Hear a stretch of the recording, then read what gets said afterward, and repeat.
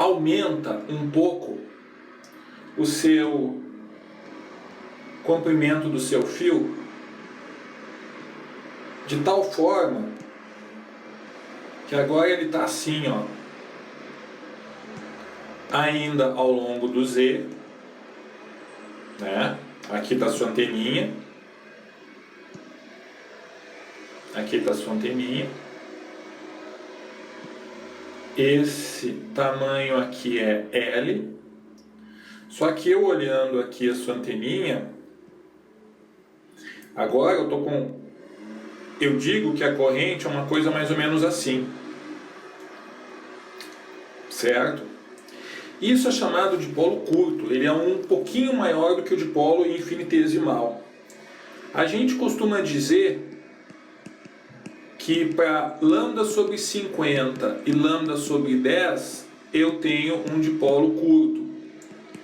E para L menor do que lambda sobre 50 eu tenho o dipolo infinitesimal.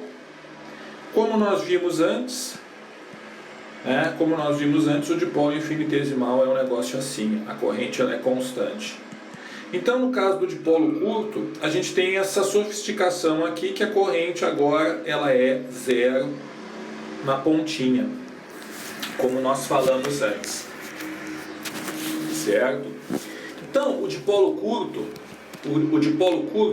ele tem campos E e H que são muito parecidos, muito parecidos com o dipolo infinitesimal. Por isso que nós falamos que não faz muita diferença você sair daqui para cá. É uma sofisticação que não tem muito... Não tem muita... A complexidade adicional que você coloca nas equações acaba até não compensando.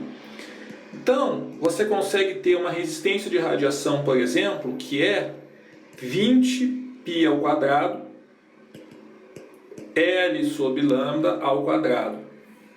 Esse valor é 1/4 do valor do infinitesimal, certo?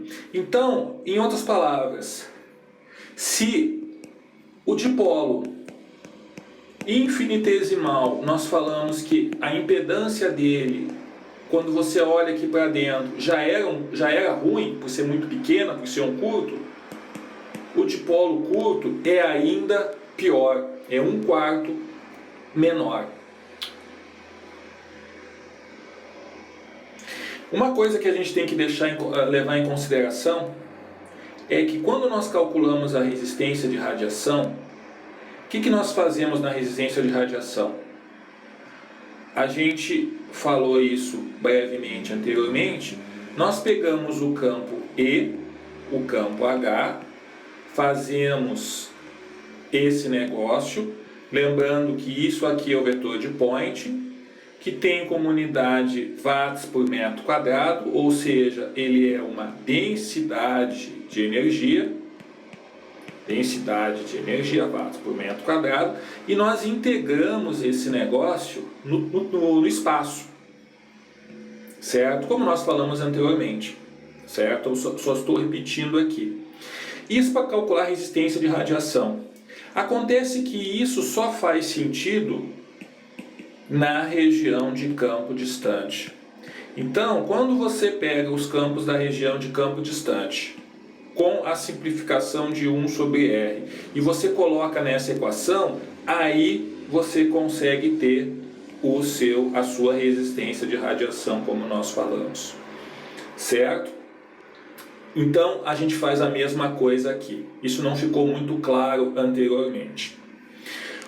Bom, existe uma região, como nós falamos, o chamado campo próximo,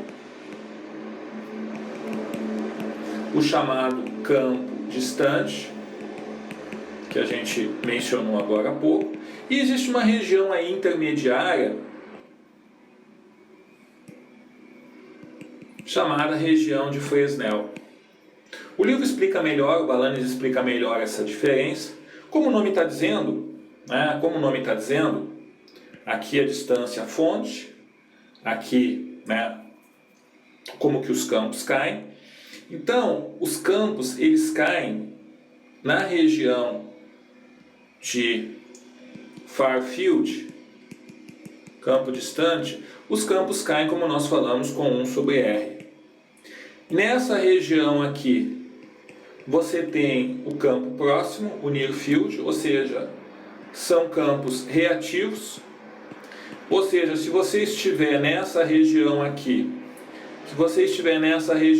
você não tem, em tese, o seu campo gerando calor. O seu campo se comporta, como o nome está dizendo, como um elemento reativo. E nessa região aqui, a chamada região intermediária de Fresnel,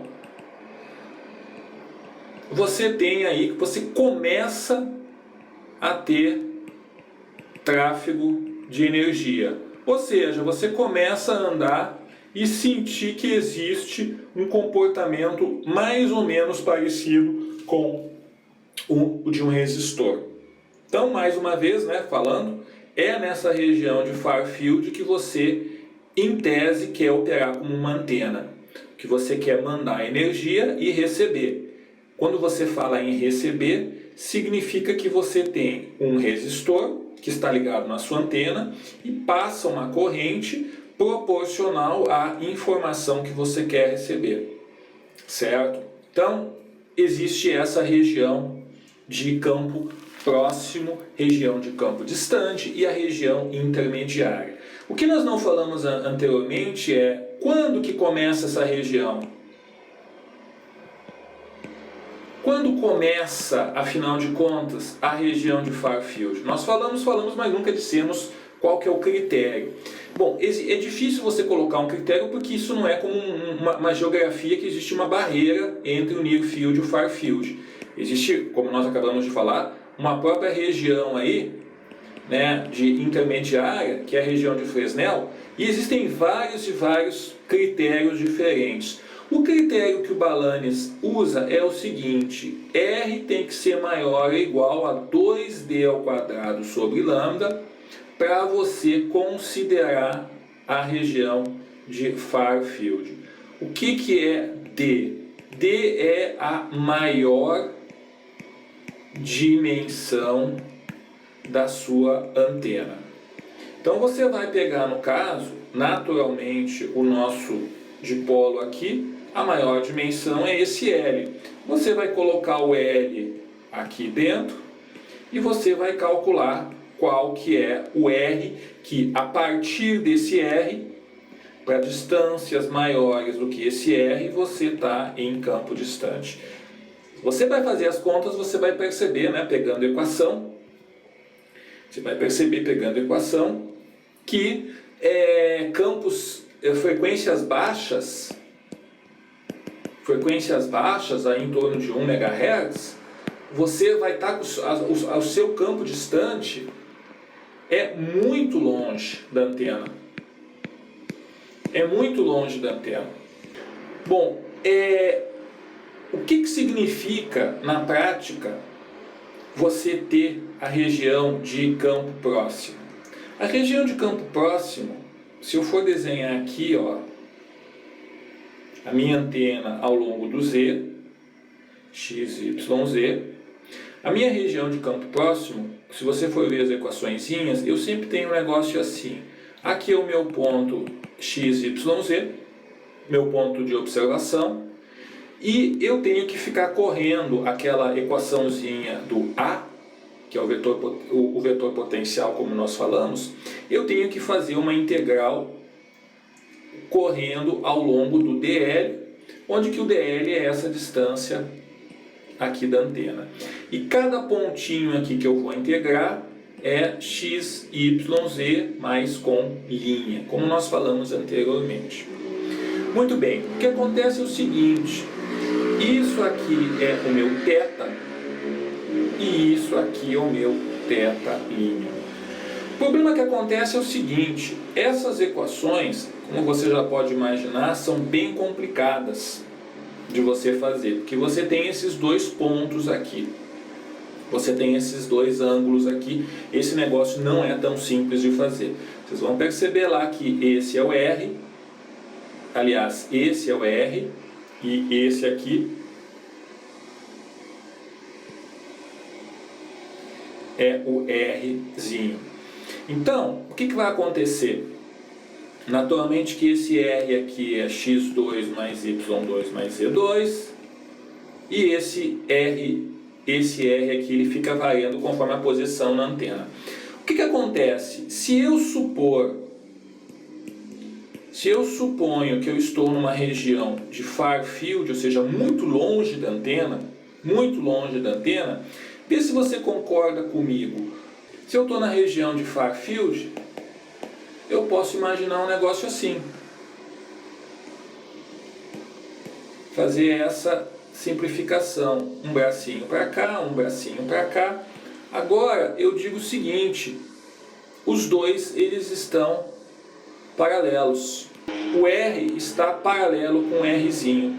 Por quê? Porque esse ponto está tão distante que não tem sentido você fazer. Eles estão paralelos. Ou seja, é uma coisa mais ou menos assim. Quando você faz isso, você consegue escrever que os dois tetas são iguais e as equações ficam bem mais simples. Então, nós vamos fazer vários problemas, principalmente em redes, em arrays de antenas, que essa expressão vai acontecer, esse tipo de situação vai ser analisado. Você sempre vai considerar a região de campo distante por ser mais fácil e esses dois ângulos eles são iguais. Lembrando que se você está muito próximo da antena, aí isso não é verdade.